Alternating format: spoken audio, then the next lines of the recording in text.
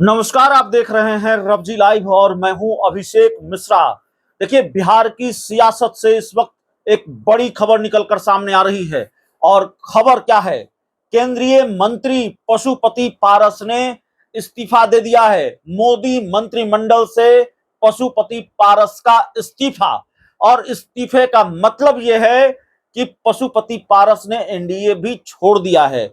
NDA छोड़ने का आधिकारिक ऐलान उन्होंने नहीं किया है, लेकिन मंत्रिमंडल से इस्तीफे का मतलब यह है कि सीट शेयरिंग को लेकर जो फैसला भारतीय जनता पार्टी ने लिया है, उसको लेकर उन्होंने अपनी नाराजगी जताई है, अपनी नाराजगी का इजहार किया है और बगावती तेवर अपना लिए हैं।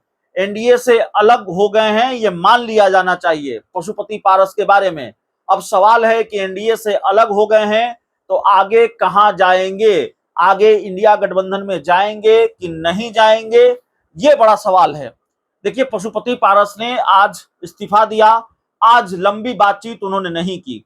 उन्होंने बस इतना ही कहा कि प्रधानमंत्री नरेंद्र मोदी बड़े नेता हैं और वो जाहिर तौर पर बड़े नेता हैं, लेकिन मेरे साथ व्यक्तिगत तौर पर अन्याय हुआ है, नाइंसाफी हुई है।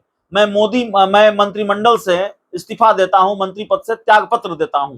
इतनी ही बात पशुपति पारस ने कही है। कोई सवाल का जवाब नहीं दिया है उन्होंने। और उनके बारे में चर्चा है कि वो आज शाम की फ्लाइट से पटना पहुंच सकते हैं।